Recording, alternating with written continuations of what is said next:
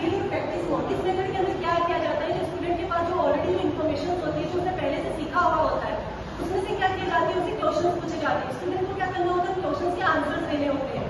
यहाँ पे भी क्या किया जाता है, जो क्वेश्चन के आंसर देता है या तो कीबोर्ड के थ्रू या माउस के थ्रू क्वेश्चन के आंसर देता है। लेकिन यहाँ पे क्या होता है, स्टूडेंट जो करेक्ट रेस्पॉन्स करता है उसको इंकरेज किया जाता है, लेकिन रॉन्ग रेस्पॉन्स में क्या किया जाता है, उसके आंसर को करेक्ट किया जाता है। ये जो प्रोसेस होती है तब तक चलती रहती है जब तक कि स्टूडेंट क्या कर पाता है, टॉपिक को अच्छी तरीके से समझ नहीं लेता। इसके एग्जाम्पल हम ले सकते हैं पीएलएम। पीएलएम में भी मैं ऐसे ही करती थी, अगर स्टूडेंट क्या करता है, करेक्ट रेस्पॉन्स देता है तो उसको इंकरेज किया जाता है और नेक्स्ट क्वेश्चन पे आ जाता है। लेकिन अगर वो गलत आंसर रेस्पॉन्स करता था तो उसके क्या कहते हैं, उसके आंसर को करेक्ट किया जाता था। अब जिसके बाद थर्ड आता है सिमुलेशन मोड। इस मोड के अंदर क्या किया जाता है, हमारी जो रियल लाइफ जो सिचुएशन होती है उसका एक प्रिटेंड वर्जन हमें दिखाया जाता है, मतलब उसकी करके झलक हमें दिखाई जाती है। यहाँ पे स्टूडेंट क्या करता है, बिना किसी रिस्क के क्या कर सकता है, सीख सकता है। सबसे अच्छी चीज ये होती है कि हमारी मनी की और टाइम को क्या करता है, बस सेव करता है।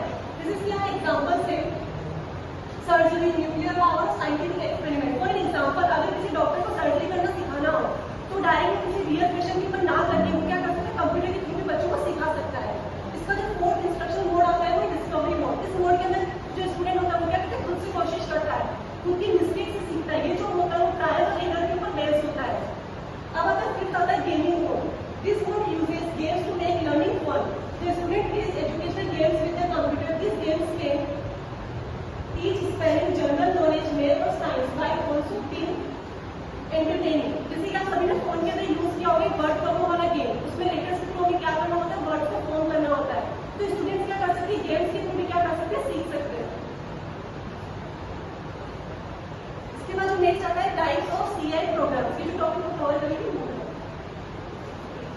So types of CAI program. First one is Logo program, जो मैंने आपको पहले ही बताया है. This system is developed by Pensy and Peppard, Simon Peppard, through videos instruction which can be used to produce pictures or an oscilloscope or make a little mechanical logo. Often the students suggest their own tasks and they write appropriate programs. मैंने आपको बताया था लोगो programme का English में क्या होता है, जो एक टर्टल होता है उसको जो यूजर है वो इंस्ट्रक्शन देता था कि इसे टाइटली रिमूव करना है या बारीकली रिमूव करना है। तो जो स्टूडेंट्स हैं वो अपनी ओन टास्क खुद सजेस्ट कर सकते हैं। Second one is simulation and gaming. This system enable the students to mount an experiment in a symbolic form. Gaming के थ्रू या सिमुलेशन के थ्रू भी जो सीएआई प्रोग्राम है वो इसी का पार्ट है। जो इसमें एक्सपेरिमेंट्स हैं वो गेमिंग के थ्रू भी कर सकते हैं। जैसे अगर आपको मैथमेटिक्स पढ़ना है, एक्सपेरिमेंट्स नहीं है, मैथमेटिक्स करना है, तो आप उसमें पजल सॉल्व कर सकते हो। गेमिंग के थ्रू आप उसको कर सकते हो। ये भी सीएआई प्रोग्राम्स का टाइप है।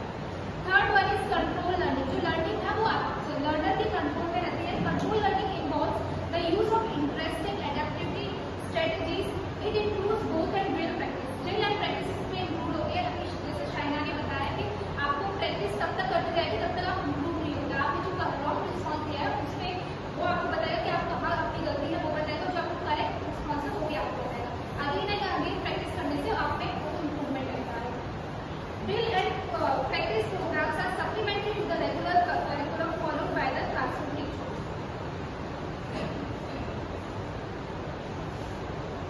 अब हम देखें कंप्यूटर साइंस फाउंडेशन सेक्शन। इसके सेक्शन महत्व क्या है, इसके सेक्शन निहितार्थ क्या है। तो फर्स्ट इसका सेक्शन निहितार्थ है कि व्यक्तिगत शिक्षा यानी छात्रों की आवश्यकताओं, क्षमताओं, गति के अनुसार हम जिसे प्रत्येक छात्र अपनी समझ के स्तर के अनुसार सीख सकता है। ये इसका सेक्शन महत्व पहला है। और दूसरा इसका सेक्शन महत्व है कि सक्रिय और आत्मनिर्भर शिक्षण में कि छात्र स्वयं अभ्यास करते हैं, उत्तर का विश्लेषण करते हैं और समाधान खोजते हैं। इस प्रकार वह शिक्षा में अपना महत्व किया जाता है कि सक्रिय और आत्मनिर्भर शिक्षा में मदद करता है। फिर नेक्स्ट है कि सीखने में रुचि और प्रेरणा उत्पन्न करता है। लेकिन सीआई की मदद से हम शिक्षा में नए बच्चों के सीखने की रुचि उत्पन्न कर सकते हैं। इसमें मल्टीमीडिया जैसे कि दृश्य, ऑडियो, वीडियो, इसके माध्यम से हम सीखने के लिए बच्चों में रुचि पैदा कर सकते हैं। ये इसका शैक्षिक महत्व। अब नेक्स्ट हम देखेंगे तत्काल प्रतिक्रिया और सुधार, लेकिन इमीडिएटली छात्रों को तुरंत उत्तर करने की जो क्षमता होती है वो डेवलप हो जाती है सीआई की मदद से। तो ये हमने फोर्थ में इसका तत्काल प्रतिक्रिया और सुधार देखा। ये मतलब इसका फोर्थ महत्व, शैक्षिक महत्व। फिर इसका है सीखने का विविध माध्यम, यानी कि डाइवर्स मतलब कई माध्यमों से विद्यार्थी अपने आप को खामियों को पूरा कर सकता है। इस प्रकार ये हमने 4th सेक्शन में देखा। फिर है संसाधनों का बचत होती है, संसाधनों की बचत होती है। कैसे?